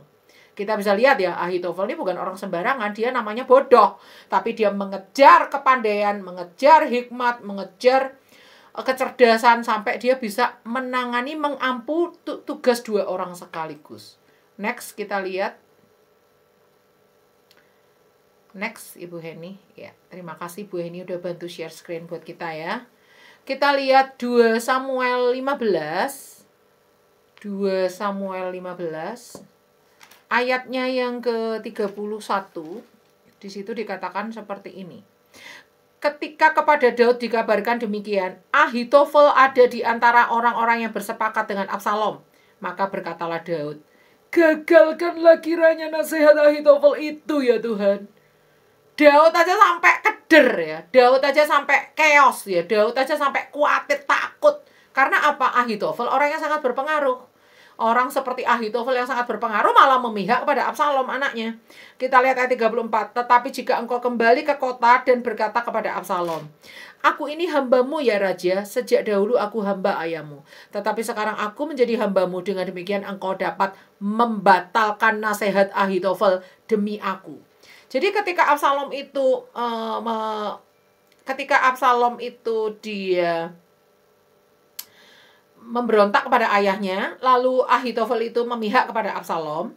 Kita lihat di sini ada sahabatnya Daud yang namanya Husai orang Arki, itu disuruh Daud pura-pura memihak pada Absalom. Tujuannya apa? Supaya kalau Husai orang Arki ini dipercaya oleh Absalom bahwa dia ini sudah nggak setia sama Daud, lalu memihak pada Absalom, semoga si Husai ini bisa membatalkan nasihat Absalom. Sampai segitunya. Sampai Daud begitu tahu Ahitofel memihak Absalom, dia langsung berdoa, gagalkanlah kiranya nasihat Ahitofel itu ya Tuhan.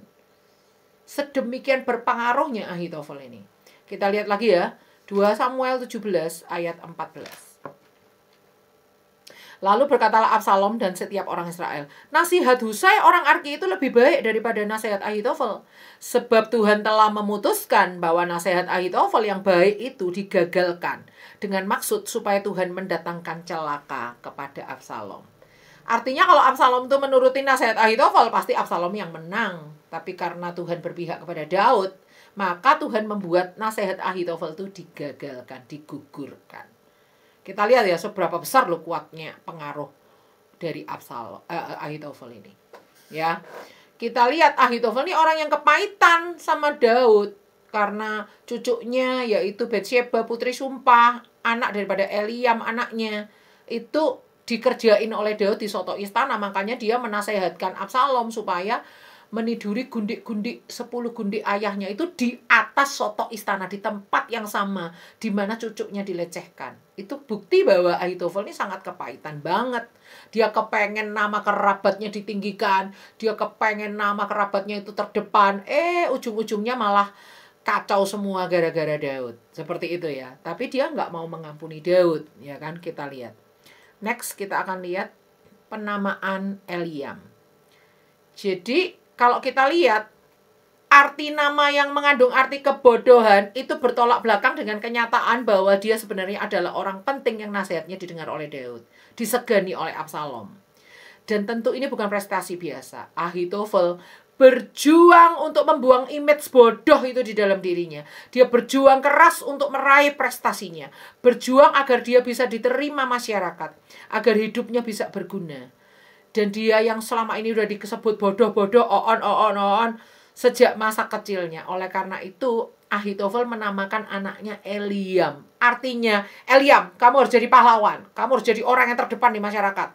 Dia ingin anaknya itu Eliam menjadi orang yang berpengaruh di masyarakat luas. Dia ingin anaknya menjadi orang hebat. Menjadi orang yang mengabdi kepada bangsa dan negara. Next, kita lihat. Nah, kalau kita lihat di dalam Alkitab, nama Eliam itu hanya ditulis sebanyak 2 kali. Next, Ibu, ya. Hanya ditulis sebanyak 2 kali. Nama Eliam hanya di 2 Samuel 23 ayat 34 dan 2 Samuel 11 ayat 3. Tapi kalau nama Ahitofel itu ditulis sampai 20 kali. Saya percaya berapa kali sebuah kata muncul dalam Alkitab itu ada artinya. Dari sini kita bisa melihat bahwa ternyata Ahitofel itu orang yang sangat ambisi, orang yang sangat pengaruhnya kuat, orang yang sangat terkenal, orang yang sangat luar biasa gitu ya. Sedangkan Eliam ini seperti kayak tinggal di bawah bayang-bayang ayahnya. Kita nggak tahu ya, jangan-jangan Eliam ini jadi pahlawan juga karena Ahitofel ini penasehat Daud, dia majukan anaknya ke Daud ya. Daud tuh loh, anakku tuh loh, diajak jadi tentara aja biar dia jadi pahlawan Israel. Bisa saja ya kan, nepotisme ya kan, bisa saja ya kan. Tapi Alkitab nggak menulis itu. Tapi yang jelas nama Ahitofel tercatat 20 kali. Nama Eliam cuma 2 kali. Di sini kita lihat Ahitofel orang yang sangat berpengaruh kuat terhadap kehidupan anak-anak dan cucu-cucunya. Karena namanya disebutkan 20 kali. Ya. Next kita akan lihat. Kita akan lihat. Nah, kalau dia adalah orang yang terkenal, penasehat raja, ya. Sedangkan nama Eliam itu dituliskan sebagai Eliam bin Ahitofel. Dan kalau di Alkitab itu dituliskan Batsyeba binti Eliam. Tidak ada lagi bin Ahitofel orang lain. Tidak ada lagi binti Eliam orang lain. Besar kemungkinan Eliam ini adalah anak tunggal. Besar kemungkinan Batsyeba ini juga anak tunggal. Satu-satunya harapan Ahitofel untuk menghapus jejak kebodohannya ya lewat Eliam. Satu-satunya cara Eliam untuk mengangkat nama keluarga, nama besar keluarga mereka, ya cuma lewat Batsyeba. Nggak ada cucu yang lain, nggak ada anak yang lain. Jadi ini pola 3 generasi yang tunggal-tunggal semua.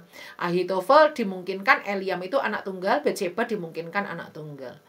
Jadi satu-satunya harapan mereka ya cuma Batsyeba. Ketika itu kacau semua, Batsyeba nikah dengan Uria, lalu Batsyeba dilecehkan oleh Daud. Seolah-olah keinginan mereka untuk menjadi keluarga terdepan, untuk menjadi keluarga tersohor, untuk menjadi keluarga terhormat. Wah, kacau berantakan. Next kita akan lihat.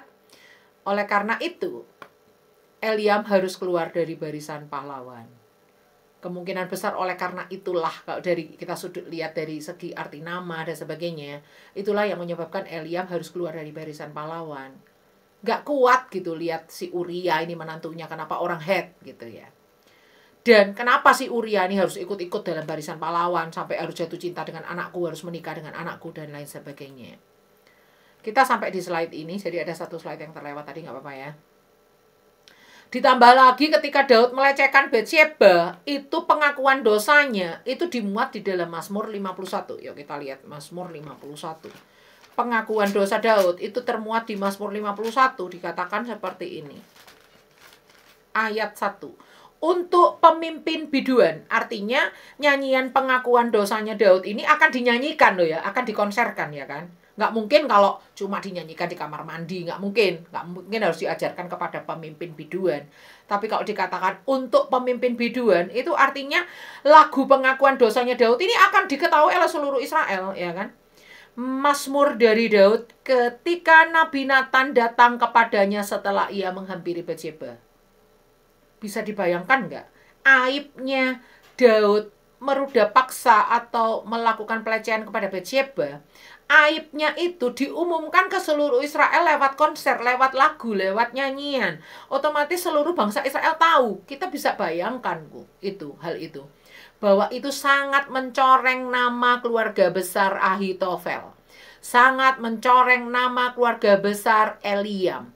Sangat mencoreng nama keluarga besar daripada Batsyeba. Kenapa? Karena mereka ini sangat ingin terkenal, sangat ingin dihormati, sangat ingin keluarganya, kerabatnya menjadi yang terdepan. Nah, itu justru suatu pukulan ya. Kenapa cucunya itu menjadi seorang korban daripada pelampiasan nafsu seksual daripada Daud. Dan kenapa cucu mantunya ini juga mati di tangan Daud melalui rekayasa perang, ya kan? Dan ini diketahui oleh seluruh orang Israel. Walaupun pada akhirnya Daud itu mengambil Batsheba menjadi istrinya. Walaupun setelah kematian Uria, Batsheba itu diurus dengan baik oleh Daud, memang. Walaupun Daud itu sudah bertobat, kelihatan dari nyanyiannya di Mazmur 51 ini kalau dia bertobat. Tetapi bagi Ahitofel itu adalah aib yang mencoreng keluarga besar mereka. Jadi semua trauma-trauma waktu dia kecil disebut bodoh itu muncul ke permukaan. Sampai akhirnya dia mengakhiri hidupnya dengan bunuh diri, Ahitofel ini. Next kita lihat. Saya 5 menit lagi kita selesaikan ya. Ahitofel ini memihak kepada Absalom. Kita bisa lihat di dalam 2 Samuel pasalnya yang ke-15. Ayat yang ke-12. Ketika Absalom hendak mempersembahkan korban, disuruhnyalah datang Ahitofel orang Gilo itu, penasehat Daud dari Gilo kotanya. Demikianlah persepakatan gelap itu menjadi kuat dan makin banyaklah rakyat yang memihak Absalom. Banyak orang memihak Absalom itu karena terkecoh dengan kehadiran si Ahitofel ini. Ahitofel aja orang bijaksana memihak Absalom. Berarti Absalom itu di pihak yang benar, Daud itu di pihak yang salah. Akhirnya Absalom tuh pengikutnya banyak sekali karena ada kehadiran Ahitofel di situ. Kita lihat 2 Samuel 16 ayat 15. Maka Absalom dan seluruh rakyat orang-orang Israel sampailah ke Yerusalem dan Ahitofel ada bersama-sama dengan dia. Kita lihat ayat 20 sampai ayat 23. Kemudian berkatalah Absalom kepada Ahitofel, "Berilah nasihat, apa yang harus kita perbuat?" Lalu jawab Ahitofel kepada Absalom, "Hampirilah gundi-gundi ayahmu yang ditinggalkannya untuk menunggu istana. Apabila seluruh Israel mendengar bahwa engkau telah membuat dirimu dibenci oleh ayahmu, maka segala orang yang menyertai engkau akan dikuatkan hatinya. Maka dibentangkannya lah kemah bagi Absalom di atas Sotoh." Perhatikan, di atas Sotoh. Lalu Absalom menghampiri gundi-gundi ayahnya di depan mata seluruh Israel. Di sini kita lihat Ahitofel itu melalui nasihatnya, dia melancarkan balas dendamnya. Kamu ngerjain cucuku, gara-gara lihat cucuku mandi di soto istana. Sekarang aku akan bikin gundik-gundikmu dikerjain sama anak kandungmu sendiri di atas soto istana. Cucuku cuma 1, tapi aku minta balasan 10 gundik. Ngeri sekali kalau orang nggak mau mengampuni dan membalas dendam. Akan menjadi seperti Ahitofel ini. Next, kita akan lihat. Sebenarnya Ahitofel ini siapa sih di mata Daud? Dia bukan orang sembarangan. Dia adalah sahabat Daud. Bukan cuma penasehat urusan kerjaan, tapi benar-benar dekat sekali dengan Daud. Sama seperti Yudas Iskariot itu begitu dekat dengan Tuhan Yesus. Makan bersama, tidur bersama, pelayanan bersama, melihat orang mati dibangkitkan, orang kusta disembuhkan, orang buta dicelikkan, dan seterusnya sehari-hari bersama dengan Yesus. Kok bisa-bisanya mengkhianati Yesus? Nah, itu yang terjadi dengan Ahitofel. Mazmur 41 ayat 9, saya akan bacakan. Penyakit jahanam telah menimpa dia, sekali ia... Saya salah baca ya. Mazmur 41. Oh, ayat 10, sorry ya saudara. Mestinya ayat 10 ya. Bahkan sahabat karibku yang kupercayai, yang makan rotiku, telah mengangkat tumitnya terhadap aku. Istilah mengangkat tumit ini berbicara tentang pengkhianatan. Istilah ini juga dipakai oleh Yesus untuk mengatakan tentang Yudas Iskariot. Seorang dari antara kamu mengangkat tumitnya terhadap aku. Seperti itu ya. Kita lihat lagi Mazmur 55. Ayat 14 sampai ayat 16. Tetapi engkau orang yang dekat dengan aku. Banyak penafsir mengatakan ayat ini ditujukan untuk Ahitofel ya. Tetapi engkau orang yang dekat dengan aku, temanku dan orang kepercayaanku, kami yang bersama-sama bergaul dengan baik dan masuk ke rumah Allah di tengah-tengah keramaian.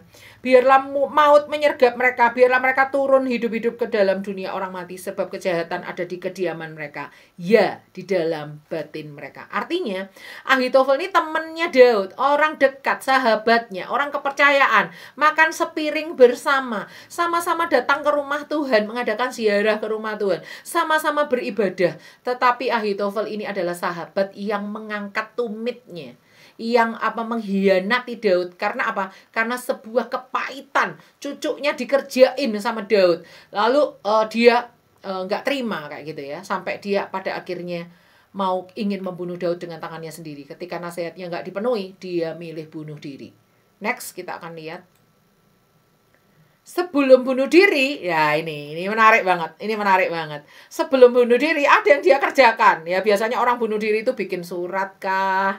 Apa, bikin kayak wasiat lah apa. Ini enggak. Ini ya, dia lucu banget nih, si Ahitofel ini. Kelihatan banget visi hidupnya itu apa dari akhir hidupnya, cara dia mengakhiri hidupnya. Kita lihat 2 Samuel 17 ayat 23. Di sana dikatakan seperti ini.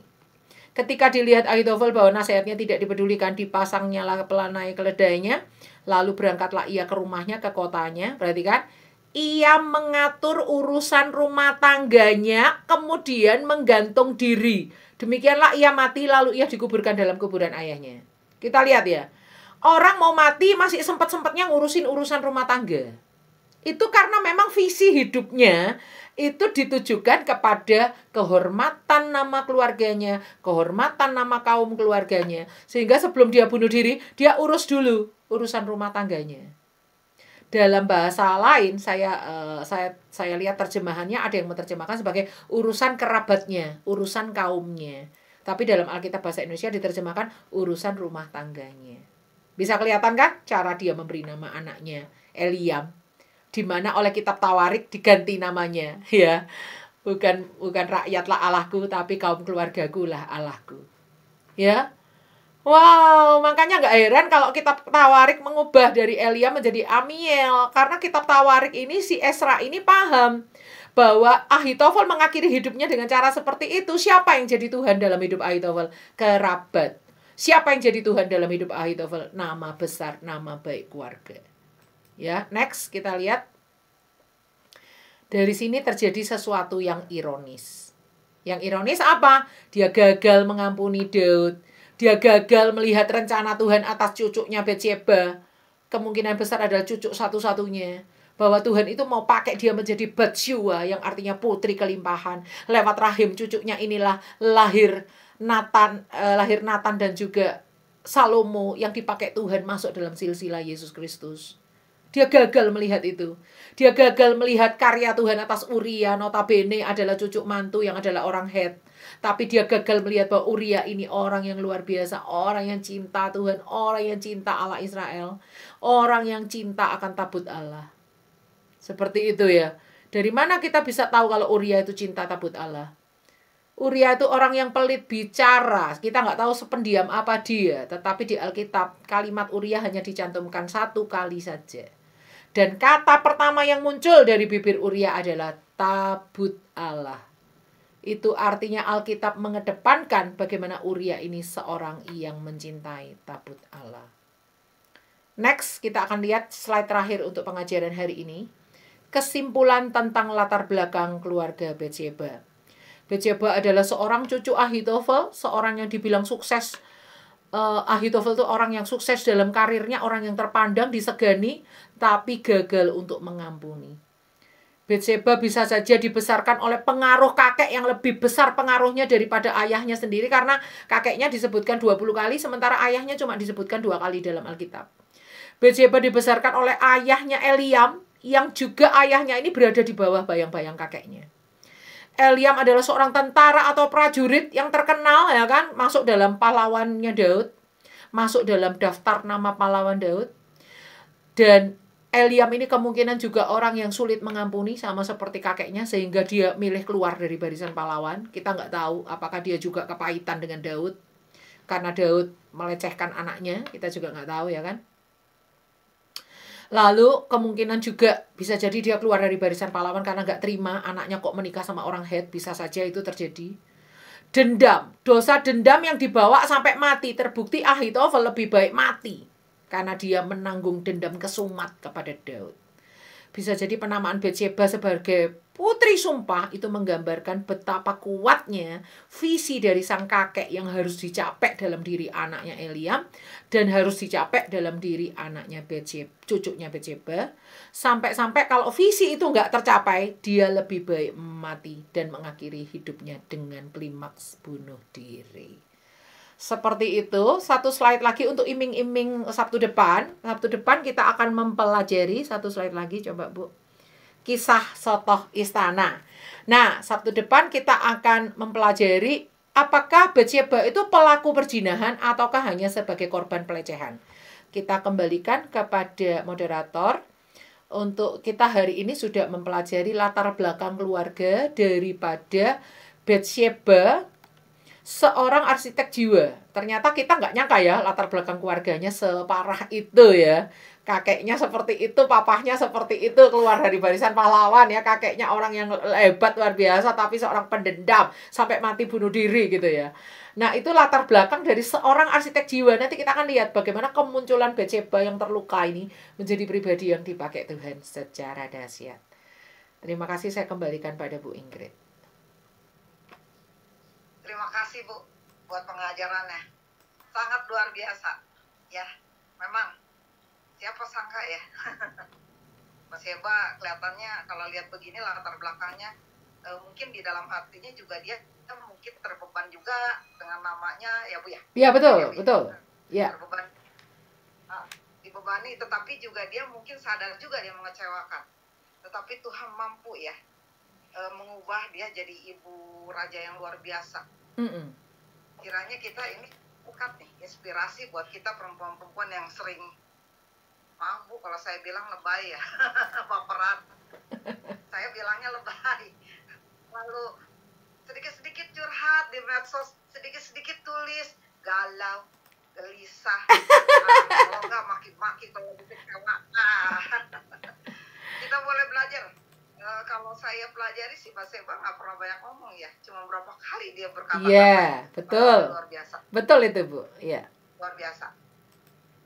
Kita nantikan berikutnya. Biarlah kita boleh diberkati dengan pribadi Batsyeba. Judulnya saja sudah Batsyeba, sang arsitektur jiwa. Seharusnya kita para mama-mama ini, para ibu-ibu ini boleh jadi arsitektur jiwa buat anak-anak kita ya. Iya, amin. Terima kasih buat pengajarannya yang luar biasa. Jangan lupa minggu depan kita tunggu ya. Baik. Sebelum kita ya Bu. Oke, maaf. Ya, silakan. Saya lanjut ya. Baik, sebelum kita masuk ke dalam sesi tanya jawab, kita akan menyaksikan beberapa tayangan tentang kegiatan SMA Adonai yang terdekat, yang akan disampaikan oleh Ibu Heni. Silakan Bu Heni. Baik. Saya sudah kelihatan ya. Malam ini ada pelajaran khusus akan disampaikan oleh Pastor Penny Landena yang berdomisili di kota Philadelphia, Amerika ya. Ini dia akan membawakan satu tema spesial, prinsip-prinsip untuk mencapai kehidupan yang produktif. Ini kok renungan pagi saya tadi ini ya, saya berharap ini cocok banget ini. Saya sangat excited, sangat antusias mau mendengarkan pengajaran ini. Nanti malam jam 19 WIB. Dan moderatornya adalah saya sendiri. Dan malam ini kita kembali belajar bahasa Ibrani dengan belajar penggunaan matres lektionis, tionis ya. Mungkin saya salah pengucapan kan, minta maaf ya. Dan guru kita adalah Bapak Evangelis Erikson Ritonga dan moderatornya adalah Ibu Christine. Hari ini jam 21 WIB malam ini. Jangan sampai diabaikan ya. Ini pelajarannya sangat bagus dan saya melihat Ibu Ingrid ya, Ibu Aling, wah semangat banget belajarnya, luar biasa. Baik Bapak Ibu, jum sema.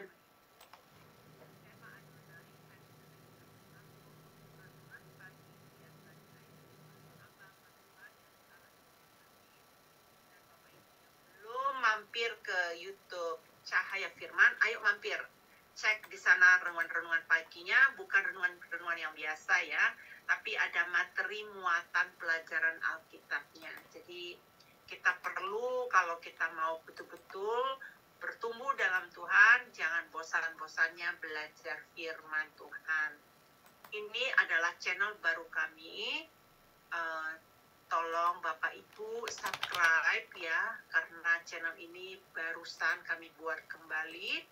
Dan puji nama Tuhan, seluruh video-video kami yang ada telah sebagian besar diupload kembali ya. Jadi Bapak Ibu bisa melihat pengajaran yang sebelumnya. Dan kenapa Bapak Ibu minta bantu, selain Bapak Ibu mendukung pelayanan Sema Adonai, yaitu channel Cahaya Firman, juga Bapak Ibu bisa melihat seperti renungan pagi, ibadah online, dan renungan setiap hari Jumat. Hanya di Bapak Ibu bisa melihat dari channel ini. Jadi kalau Bapak Ibu ada di channel KH Lidara, channel YouTube, gereja YouTube, ya di channel yang lain, channelnya Uktiwati Mena gitu ya. Karena acara-acara ini kami tidak upload ke sana. Jadi Bapak Ibu tolong mampir supaya Bapak Ibu bisa mengikuti pengajaran dari Zoom Sema Adonai. Dan terima kasih Bapak Ibu yang telah mensubscribe, terima kasih juga yang telah ikut mendoakan, dan terus doakan kami agar kami bisa terus bekerja memberitakan kebenaran firman. Saya kembalikan kepada Bu Ingrid. Terima kasih Bu Heni untuk pengumumannya. Biarlah teman-teman boleh mengikuti setiap kegiatan dari Sema Adonai. Biarlah kita boleh memperoleh banyak-banyak hikmat, banyak-banyak penerangan dari firman Tuhan, dari mutiara firman Tuhan yang disampaikan. Sungguh luar biasa, karena saya juga sudah mulai mengikutinya, Bapak Ibu. Bapak Ibu, sambil kita akan masuk ke dalam sesi tanya jawab, jangan lupa yang di Zoom untuk mengisi form presensi kehadiran yang ada di kolom chat. Silakan saling mengisi dan mempersiapkan pertanyaan. Silakan raise hand dan unmute. Nanti operator akan bantu unmute untuk menyampaikan pertanyaannya, dan Bu Grace akan langsung menjawabnya. Sedangkan pertanyaan-pertanyaan yang melalui YouTube akan dibantu Ibu Heni untuk menyampaikannya. Silakan, kita sudah sampai di sesi ini. Bu, luar biasa ya Bathsheba ini, Bu Grace. Kalau dipikir masa lalunya nggak bagus, tapi bisa jadi nenek moyangnya Tuhan Yesus juga nih. Tidak peduli kita seberapa buruknya, Tuhan mampu mengangkat. Baik, kalau tidak ada yang bertanya, boleh saya nanya ya Bu Grace? Iya, silakan. Sudah siap Bu Grace? Iya, siap, silakan. Bu Grace, ini berapa nih pertanyaan? Terus terang aja saya penasaran. Kenapa di sisilah Yesus Kristus yang di versi Matius itu ditulis bukan dari Bathsheba istri Daud, tapi dari istri Uria? Namanya Bathsheba nggak disebut, tapi jelas disebutkan istri Uria. Kok nggak ditulis aja gitu istrinya Daud? Toh waktu itu kan memperanakan Salomo itu kan posisi Bathsheba sudah jadi suami, jadi istrinya Daud, nah. Oh, iya. Itu pertanyaan. Iya, baik. Terima kasih Bu Ingrid. Sangat menarik sekali ya. Coba kita buka kitab Matius. Di situ dikatakan ayatnya yang ke-6. Isai memperanakkan Raja Daud. Daud memperanakkan Salomo dari istri Uria. Padahal Salomo itu diperanakkan kan setelah Bathsheba diperistri oleh Daud. Tapi kenapa di sini tetap muncul istri Uria gitu ya. Sangat luar biasa ya. Kalau menurut saya, ini menurut tafsiran saya sendiri ya. Saya melihat di sini Tuhan itu sangat menghargai lembaga pernikahan. Di mata Tuhan, Bathsheba itu adalah istrinya Uria. Yang direbut oleh Daud dengan cara yang licik, dengan cara yang jahat. Ya, sampai Tuhan memberikan hukuman, itu hukumannya adalah berupa anak yang dilahirkan hasil pelecehan itu sampai mati ya kan. Sampai Daud berpuasa, ternyata anak itu mati. Begitu anak itu mati, baru Daud makan. Dia pegawainya udah takut nih kalau berpuasa kayak gitu dikasih tahu anaknya mati, apalagi yang terjadi nanti sama raja. Tapi Daud begitu dengar pegawainya kasih tahu kalau anaknya itu mati, dia malah makan. Di sini kita lihat bahwa bagaimana Tuhan itu sangat menghargai lembaga pernikahan antara Uria dan Batsheba. Sehingga waktu Batsheba itu direbut oleh Daud menjadi istrinya dan Uria itu dibunuh dalam rekayasa perang, itu Tuhan tetap mencantumkan nama Uria di dalam silsilah Yesus Kristus ini. Ya, dalam arti Batsheba itu disebutkan walaupun memperanakkan Salomo itu sudah menjadi istri Daud, tapi Tuhan tetap tidak melupakan lembaga pernikahan antara Uria dengan Batsheba yang sangat berharga di mata Tuhan. Bagaimana Batsheba ini mau menikah dengan orang asing.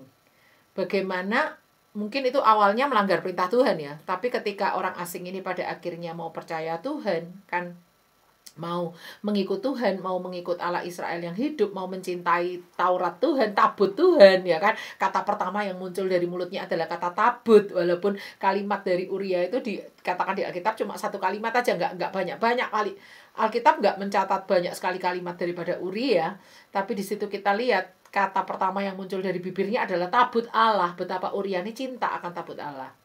Nah, di situ kita lihat penghargaan Tuhan atas Uria itu luar biasa. Gak ditulis memperanakkan Salomo dari istri Daud, tapi istri Uria gitu ya. Bagaimana Tuhan menghargai suatu lembaga pernikahan. Seperti itu, Bu Ingrid jawaban saya. Ini ada yang bertanya lagi kayaknya, Bu Vika, silakan. Ya, Ibu Vikayanti. Saya kasih kesempatan untuk Ibu Vikayanti lebih dahulu. Silakan Ibu Vikayanti langsung unmute dan tanya dengan Ibu Grace. Langsung jawab. Terima kasih Bu Ingrid, terima kasih juga Bu Grace untuk materinya. Kedengaran ya suara saya? Iya, kedengaran Bu, bagus Bu. Oh iya, baik. Pertanyaan saya, mengapa Tuhan itu memakai ibu rumah tangga biasa seperti Batsheba untuk dua anaknya yang masuk dalam silsilah Yesus Kristus? Kok Tuhan itu nggak pakai saja mungkin wanita-wanita yang seorang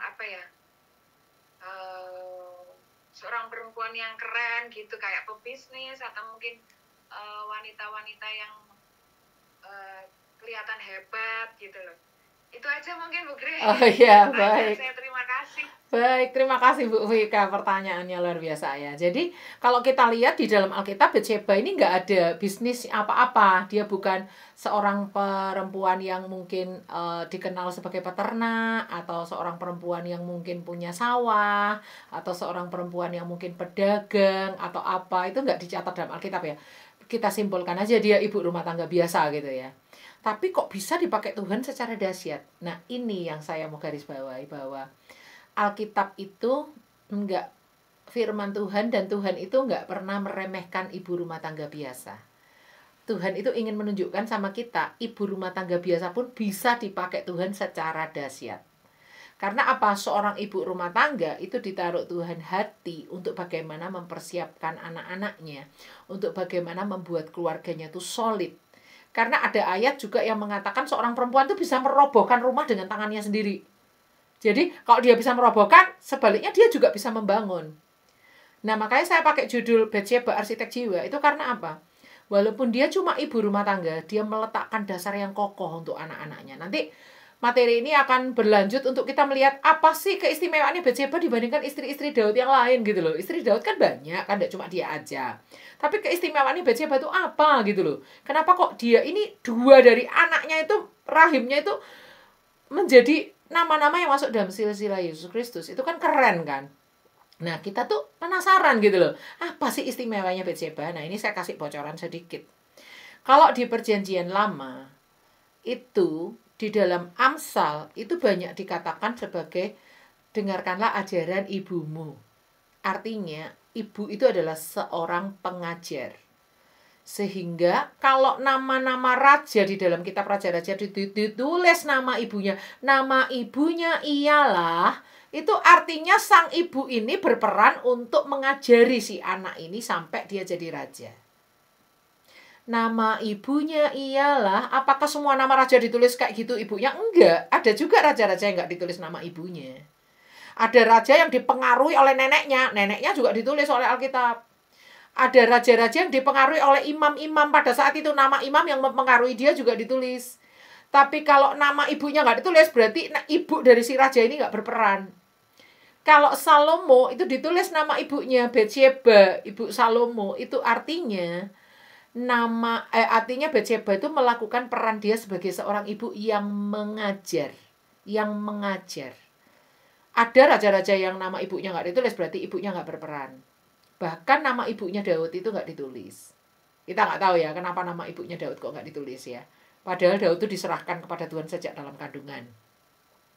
Padahal Daud itu juga diserahkan Tuhan kepada Tuhan pada saat bayi berumur 8 hari disunat.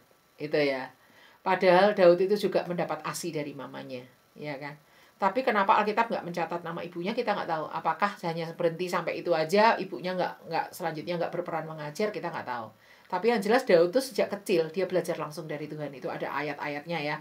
Saya nggak sempat sampaikan itu sekarang. Jadi Batsheba ini ibu rumah tangga, tapi bukan ibu rumah tangga biasa. Dia ini mengajar anak-anaknya, mempersiapkan anak-anaknya jadi pemimpin. Sehingga kehadiran daripada dia sebagai seorang ibu rumah tangga itu nggak sia-sia. Nggak dianggap sepele, nggak remeh. Sama seperti Yael. Yael itu cuma ibu rumah tangga biasa juga. Tapi dipakai Tuhan. Cuma pakai patok, pakai palu. Maka musuh itu pelipisnya itu dipalu sama dia. Minta air, dikasih susu. Sehingga musuhnya itu yang ditakuti dengan kereta-kereta besinya kalah cuma di tangan seorang ibu rumah tangga. Nah, oleh karena itu, para ibu rumah tangga janganlah berkecil hati.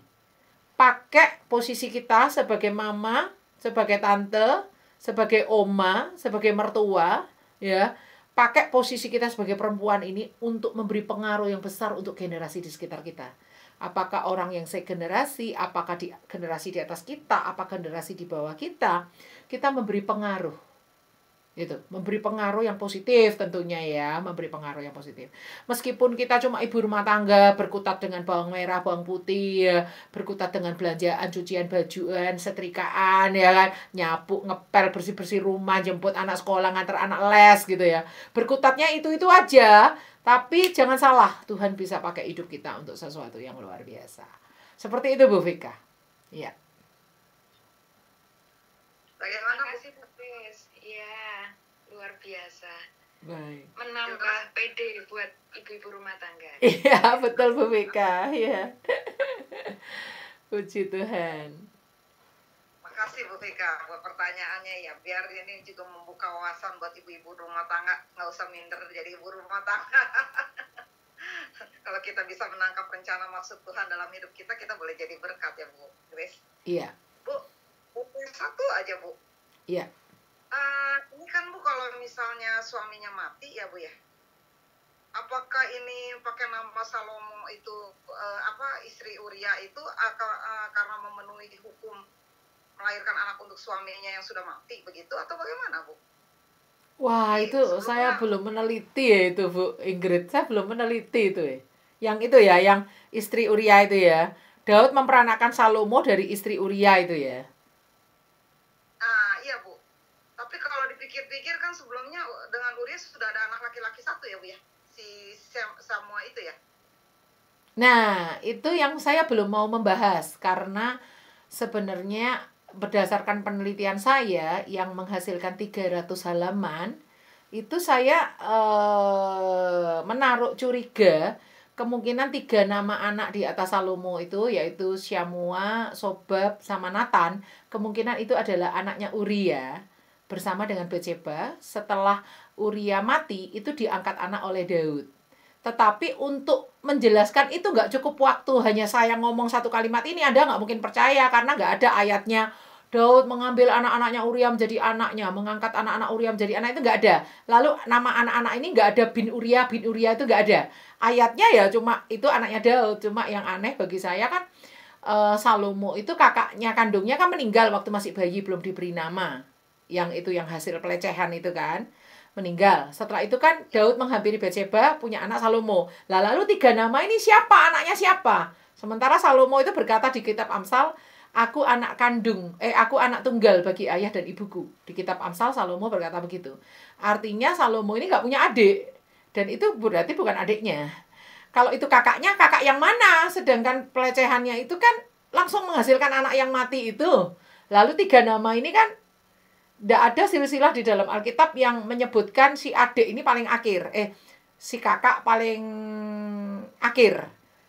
Pasti kalau dalam Alkitab tuh silsilah tuh urut dari yang tertua. Nah, ini kan penyebutan namanya 3 nama itu dulu baru Salomo terakhir. Saya curiga kalau 3 anak ini anaknya Uria. Tetapi Bu siapa namanya? Bu Ingrid. Saya belum berani ngajarkan itu yang saya tadi bilang masih diteliti oleh seorang doktor teologi. Tulisan saya itu betul atau tidak, sedang diupayakan untuk pengeditan. Itu nanti kalau dia oke, Bu Grace, ini nggak ada yang melenceng. Oh, saya berani mengajarkan itu. Saya udah teliti dalam 300 halaman itu, Bu Ingrid. Nah, itu yang belum berani saya ajarkan. Seperti itu. Ini ada yang nanya lagi nih, Bu Christine. Baik. Ibu Christine, silakan Ibu Christine langsung tanya dan Ibu Grace akan langsung jawab. Terima kasih, Bu Ingrid. Salam, Bu Grace. Ya, shalom. Bu, saya mau nanya, tadi ada pernyataan Ibu bahwa Tuhan sangat menghargai lembaga pernikahan. Betseba dicatat sebagai istrinya Uria. Nah, kalau dalam pernikahan di zaman sekarang, itu kan sangat masih hal yang lumrah. Kalau misalnya ada perceraian kemudian menikah lagi. Lalu apakah hal itu sama juga bisa diartikan di kehidupan sekarang? Sama seperti itu, anak yang dihasilkan dari pernikahan keduanya merupakan di mata Tuhan adalah anak dari pernikahan terdahulunya. Bagaimana tanggapan Ibu? Terima kasih. Oke, terima kasih Bu Christine. Kalau jawaban saya adalah agak terkait dengan pertanyaannya Bu Ingrid tadi ya. Kalau setahu saya kalau di hukum Israel itu nggak ada berlaku bagi kita istilahnya anak yang dilahirkan itu untuk meneruskan nama suami yang pertama itu, kecuali mereka kakak adik ya, seperti kayak misalnya Tamar itu kan menikah sama anaknya Yehuda yang tertua ya. Setelah anaknya Yehuda yang tertua mati, Tamar menikah sama adik iparnya. Nanti kalau seandainya mereka punya anak, anaknya itu atas nama si kakak iparnya ini gitu ya. Tapi itu hanya berlaku untuk hukum ipar, pernikahan ipar di Israel. Tapi kalau Uria dengan Daud ini kan nggak ipar-iparan, nggak kakak adik mereka ini, kan nggak kakak adik. Beda lagi kalau Ruth itu kan waktu menikahi Boaz itu harus mau menegakkan nama suaminya Ruth, karena suaminya Ruth yang meninggal itu kan punya tanah di situ, dia harus mengambil tanah itu menegakkan nama suaminya Ruth atas tanah itu, ya kan. Nah, itu beda lagi itu kalau itu hukum tanah. Ya kalau nikah dengan ipar itu hukum perkawinan. Nah, tapi kalau Uria ini kan nggak ada hubungan saudara kakak adikan dengan Daud, nggak ada. Nah, terus yang ditanyakan Bu Christine kan hukum perceraian, sedangkan kalau ini kan cerai mati, si Uria ini kan mati. Ya, beda ya. Mungkin pertanyaannya Bu Christine, kalau sekarang orang cerai lalu nikah lagi, berarti di mata Tuhan anak dari pernikahan kedua itu atas nama anak dari suami pertama, ya itu kalau cerai nggak berlaku ya. Tapi kalau mati saya rasa enggak juga ya. Pasti Alkitab ini punya satu keunikan tersendiri. Kenapa nama Uria bisa terselip di sini, bisa terselip di Matius 1 ayat 6 ini. Tapi saya rasa tidak seperti itu ya Bu Christine ya. Karena saya rasa kalau misalnya orang cerai lalu pasangannya cerai itu belum mati, dia nikah lagi, nggak ada hubungannya anaknya itu dengan suami pertamanya ya, nggak ada hubungannya ya. Kalau di dalam zaman sekarang saya rasa sih seperti itu ya Bu Christine. Iya. Baik, Bu Christine sudah cukup ya Bu. Terima kasih Bu Grace, makasih Bu Ingrid. Iya. Sama-sama Bu. Saya pikir kita sudah lewat jauh ini Bu. Baik, kita akan mengakhirinya. Silakan Bu Grace, kami diberikan satu konklusi, statement akhir, dan sekaligus Ibu silakan menutup di dalam doa. Iya, apapun yang menjadi masa lalu kita, seperti Betseba punya masa lalu kakeknya, masa lalu ayahnya, dia juga diberi nama putri sumpah yang jadi beban banget buat dia. Apapun masa lalu kita, apapun cerita nenek moyang kita, Tuhan itu bisa pakai kita untuk sesuatu perkara yang besar, asalkan kita mau masuk dalam rencana Tuhan, mau masuk dalam kehendak Tuhan yang sempurna, mau menjadi orang yang dipakai Tuhan, itu prosesnya nggak mudah. Nanti minggu depan kita akan belajar bahwa Batsheba ini luka-luka di dalam hidupnya itu banyak sekali, lapis demi lapis, lapis demi lapis. Dan satu titik dia diminta oleh Tuhan satu keputusan untuk dia mau mengampuni Daud atau tidak. Ketika dia mau mengampuni Daud, disitulah lahir generasi Salomo. Saya percaya materi ini benar-benar baru secuil ya, untuk mengawali saja baru kita pelajari latar belakang keluarga Batsheba. Tapi dari materi ini kita juga bisa belajar bahwa sepahit apapun masa lalu keluarga kita, ya, seperti Ahitofel arti namanya bodoh oon ya. Sepahit apapun latar belakang keluarga kita, ingat Tuhan tetap bisa pakai kehidupan kita kalau kita mau dipakai olehnya. Yuk kita berdoa. Terima kasih Tuhan untuk siang hari ini, sekalipun ada kendala tadi, jaringan di rumah hamba-Mu ini mengalami masalah. Tetapi kelas ini bisa berlangsung sampai selesai materi yang khusus spesial hari ini. Minggu depan kami akan melanjutkan Batsheba, sang arsitek jiwa, untuk membahas bagaimana Batsheba itu adalah perempuan yang mau pulih. Pulih dari suatu luka adalah suatu keputusan. Kami mau memelihara luka itu menjadi harta yang kami sayangi, atau kami mau buang jauh-jauh menjadi sampah yang tidak berguna.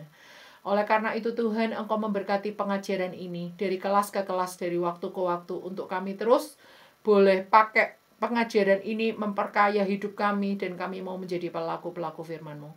Kami nggak peduli apa masa lalu keluarga kami, apa latar belakang keluarga kami, karena latar belakang seperti apapun Tuhan tetap bisa memakai hidup kami untuk menjadi arsitek jiwa bagi generasi yang Tuhan percayakan kepada kami. Terima kasih Bapak, berkati Bu Ingrid, Bu Heni, semua rekan-rekan yang bekerja di balik layar, Pak Agus, dan kami semua, untuk kami boleh terus semangat melayani Tuhan. Terima kasih Bapak, di dalam nama Yesus kami berdoa. Haleluya. Amin. Amin. Terima kasih Bu Grace.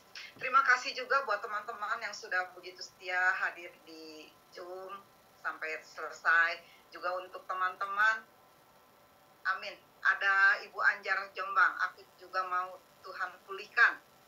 Amin Bu Ambar, pasti Tuhan pulihkan keluargaku, amin, amin. Silakan kalau mau mengikuti lebih lanjut, jangan lupa kita akan lagi pada minggu yang akan datang, pada Sabtu yang akan datang, pada jam tayang yang sama. Materi masih berkaitan, kita akan ikuti, jangan lupa. Jadi sekali lagi terima kasih buat semua rekan-rekan yang sudah hadir di Zoom maupun di platform YouTube atau FB dan IG maupun di layar di siaran lanjut. Terima kasih. Tuhan memberkati kita semua. Selamat melanjutkan aktivitasnya. Sampai jumpa kembali pada minggu yang akan datang di jam tayang yang sama di program Women Ministry. Shalom, shalom, shalom.